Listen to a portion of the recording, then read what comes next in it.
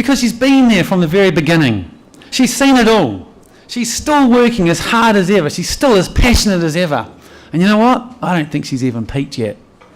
Ladies and gentlemen, would you please put your hand together for the founder of the Beckley Foundation, the Baroness of Beckley, Amanda Feilding.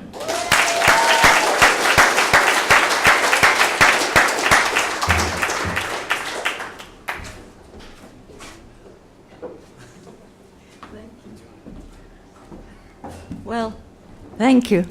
And I'm delighted to be here, and thank you, Star Trust, for this celebratory new move into global drug policy reform.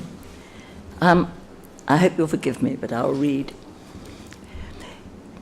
If we had set out to design a system of global drug policy to create maximum damage and suffering, we would probably have designed the system we've had for the last 50 years.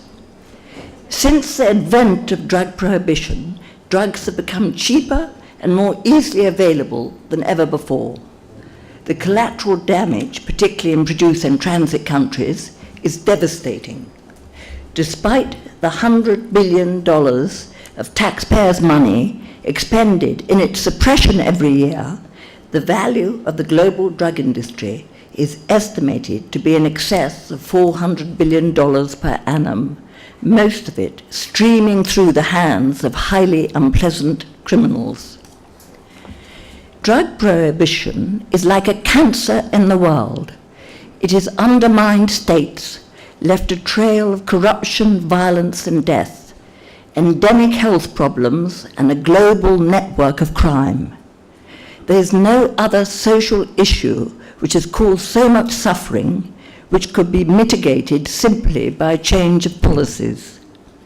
This is because the policies, rather than the drugs themselves, cause most of the suffering.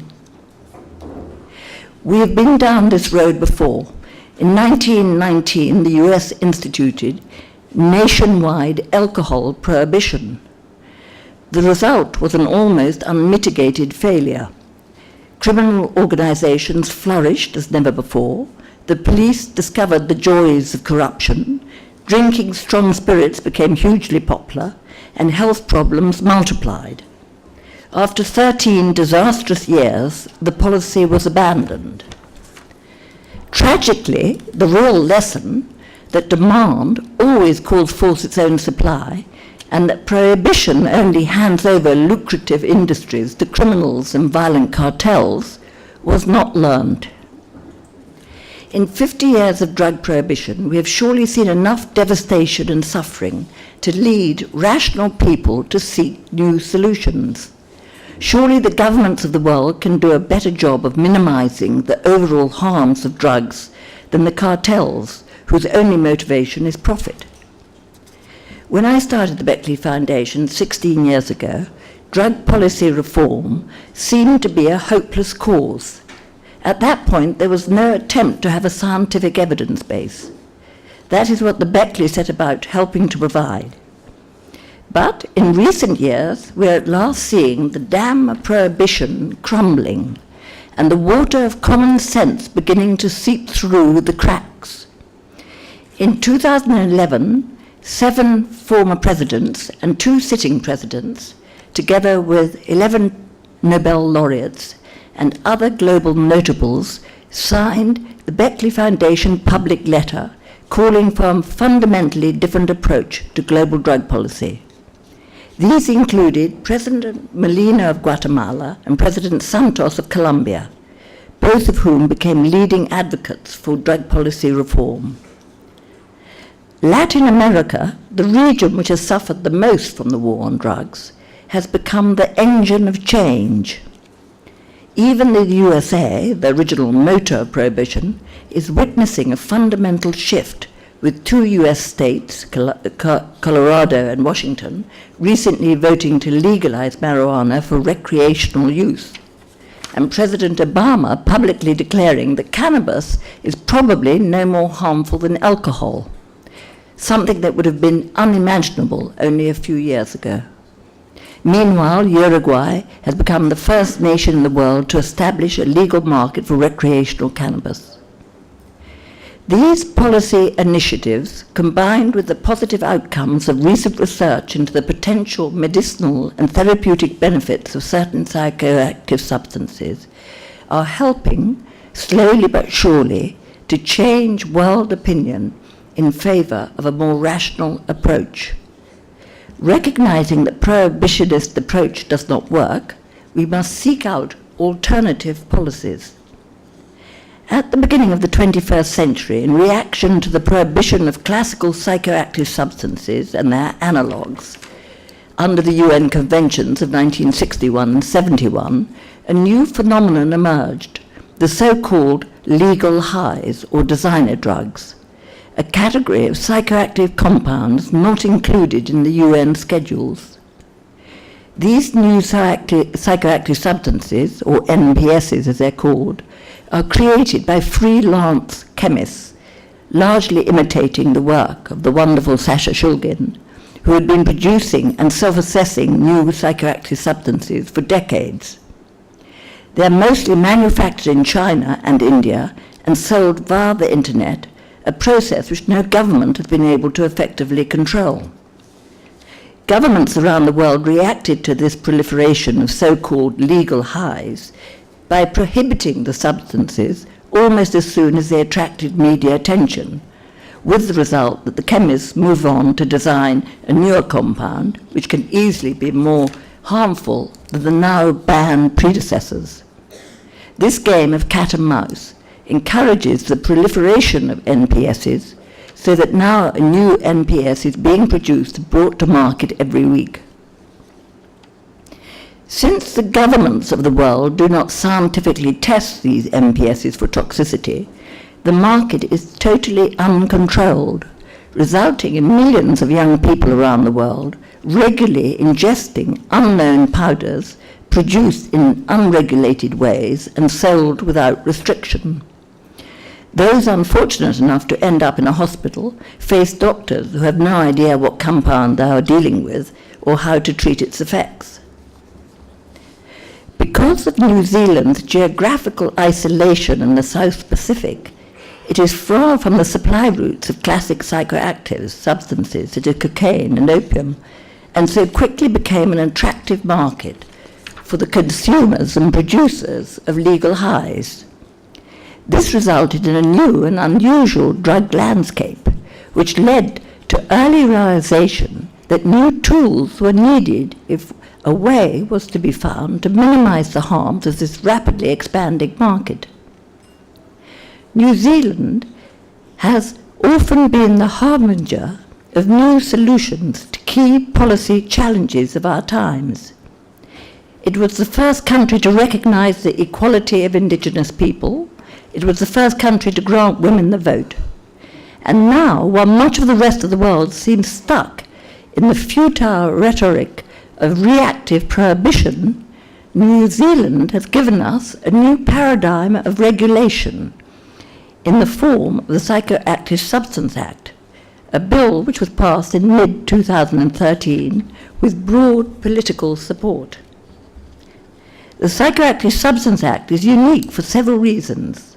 It is the first national drug policy, other than recent moves to regulate cannabis in Uruguay, to be based on scientific evidence of harms, rather than on dogma, panic, and guesswork. It is the first to have a harm minimization at its heart, and the protection of the user's health as its explicit aim. It is unique in its pragmatic acceptance that humans have always sought ways of altering their consciousness and will, no doubt, continue to do so. New Zealand has realized that a good government, like a good parent, should aim to provide measures which optimally protect the health of the people who choose this route, and that a substance which has been clinically tested and is sold with appropriate labeling, which indicates the contents and potential harms, is safer than an unknown, unlabeled powder. Importantly, the Act is also unique in giving manufacturers the incentive to create the safest drugs possible and to test them in order to prove that they are low risk before the product can obtain approval and be legally brought to market. We should congratulate all those who have worked so hard in getting this Act onto the statute book. The Act marks the beginning of a new drug policy model, which can evolve and be improved as new information comes to light. It is an innovative and rational way of minimizing harms to both users and society, while permitting freedom of choice. It ensures for the first time that users of certain psychoactive substances are no longer automatically designated as dysfunctional criminals making poor decisions, but rather as rational consumers seeking to have a good time within the protective framework of state regulation.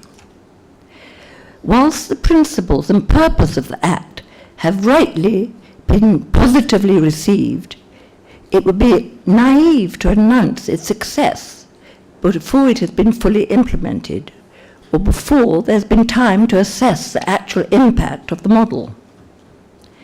As with any policy initiative, there are risks attached to it, which must be carefully managed if it is to be a true success. An obvious danger of new substances, even under a system of regulation, is drug interactions, such as mixing of certain drugs with alcohol. One natural way to manage this and other risks is to have a very strict post-marketing monitoring program, so that if adverse reactions do happen, informed decisions can be made about whether to pull the drug from the market. Another way is to produce reversing agents or antidotes for the approved products, which will counter their effect. Never before has the producers of recreational psychoactive substances had the incentive or the technical know-how to do this. Healthcare professionals will be made aware of the chemical profiles of these substances and informed of adverse reactions, which they can then report to the regulator, thus, through feedback, making the model ever safer.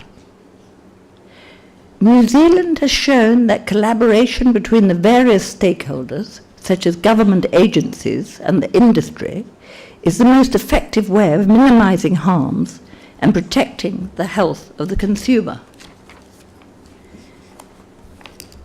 Despite these potential challenges, the Act remains the best legislative response to new psychoactive substances that currently exists.